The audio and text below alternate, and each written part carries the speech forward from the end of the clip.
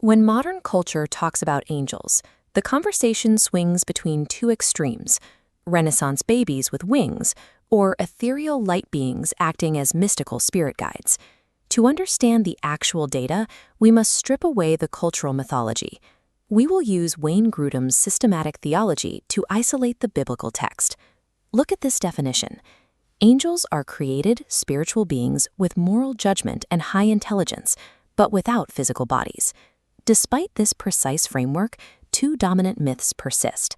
The first is the belief that every individual has an assigned personal guardian angel. The second is the sentimental idea that deceased human relatives become angels in the afterlife. Entertaining these myths creates immediate theological consequences. First, it shifts our understanding of God's sovereignty. Instead of trusting in the omnipresent, direct care of the Creator, people transfer their comfort to the idea of a localized, invisible bodyguard. Second, it distorts the biblical text. When people assume everyone gets their own personal protector, they force a strict man-to-man coverage model onto verses like Matthew 18:10, assuming they're angels demands a 1-to-1 ratio rather than a general protective assignment. Third, the idea that humans turn into angels blurs the strict ontological divide between two entirely distinct classes of creation. Humans and angels have different origins, they have different designated roles, and completely different redemptive arcs. Relying on cultural sentiment rather than scriptural data fractures our understanding of providence. It replaces the complex, highly ordered administration of God's universe with a comforting but entirely fictional superstition. Let's build an accurate profile of the angelic realm using an interactive blueprint, breaking down the core modules of their nature. The first module is their origin. Angels are created beings. They are foundational subroutines written into the original code of the universe by God. They have a beginning, and their existence is entirely sustained by the divine architecture. Second, they possess moral judgment. Think of them as corporate executives within God's administration.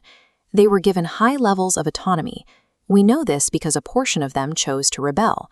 Their allegiance to God is an active, moral choice. Third, they possess high intelligence. These are agents capable of receiving high-level, multi-dimensional directives from God and translating them into localized actions within the human timeline. Fourth, they are incorporeal.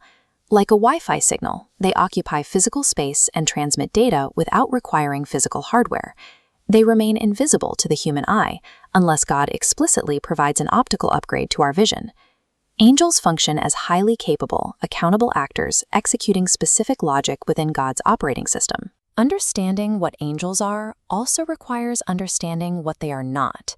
We have to define their operational boundaries, specifically how their finite nature contrasts with God's omnipresence.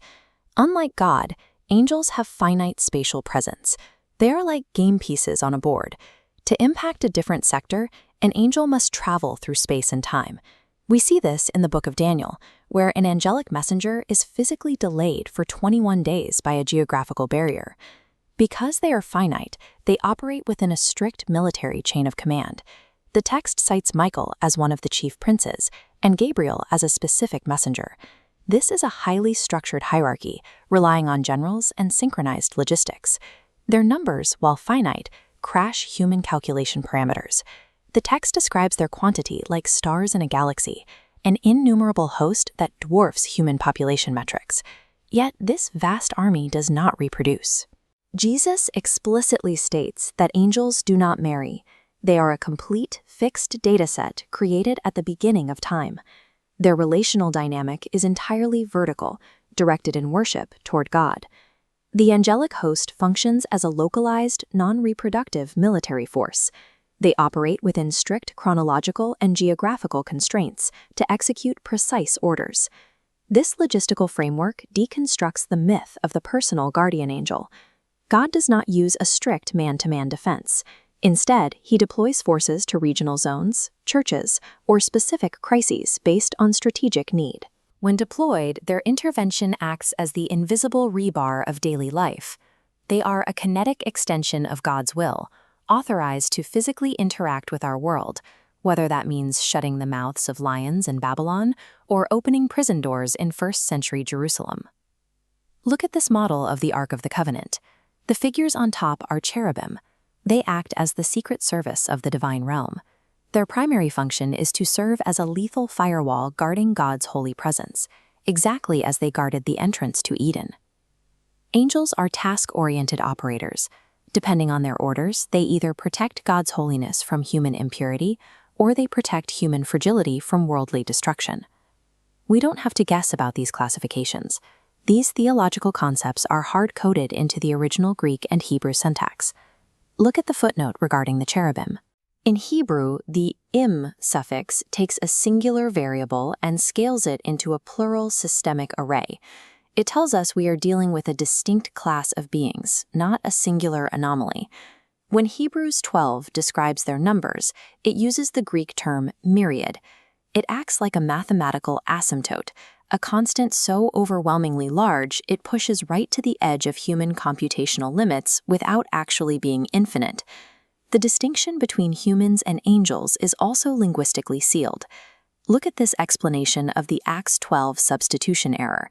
Trying to swap the variable for human spirit into the slot reserved for angel breaks the dataset. The New Testament never uses the word angel to mean the spirit of a person who has died. The linguistic evidence identifies angels and humans as ontologically distinct variables in the cosmic equation. Because of their power, the biblical protocols for interacting with the spiritual realm are severe. The writers of Scripture issue explicit warnings against false doctrine. Demonic entities actively mimic angels of light, running spiritual phishing attacks to alter the core code of the gospel. This is why the worship of angels is strictly prohibited. If you pray to an angel, you treat a finite messenger like an omniscient God. You are handing the mailman the reverence that belongs to the author of the letter. Any angelic encounter that shifts your theological foundation away from Christ or the closed canon represents a critical departure from scriptural authority. This leaves us with a counterintuitive command. We are instructed to acknowledge this invisible, militarized force and then effectively ignore it. The idol factory of the human heart always prefers a manageable, localized entity over an infinite, demanding creator. The ultimate danger of angel obsession is that it strips the mediator's crown from Christ. 1 Timothy 2:5 builds an impenetrable theological firewall here. There is only one mediator between God and men. Scripture instructs believers to test any spiritual claim against the established record of the Bible. Any spiritual curiosity that wanders outside the closed canon of Scripture is vulnerable to deception. Consider the claims of Joseph Smith and the angel Moroni. When we test the foundations of the Mormon religion against the systematic framework of the New Testament, we find contradictions at critical points, specifically regarding the Trinity, the person of Christ, and justification by faith. Because these revelations attempt to rewrite the core code of the gospel, they are identified biblically as deceptions rather than divine truth. We do not need new revelations from glowing beings. The canon of Scripture is closed. We do not need new intercessors at Avon. Christ's mediation is perfect and complete. If you are ever saved from a disaster or inexplicably protected from harm, do not think the messenger. Think the commander who issued the order. Keep your eyes fixed entirely on the throne. How does understanding this zone defense model change the way you pray for your local church or your city? Let me know in the comments below, and share any experiences where you suspect the commander issued an order for your protection. If you want to continue mapping out the architecture of Christian doctrine without getting lost in academic confusion, subscribe to the channel. This is Visualized Theology.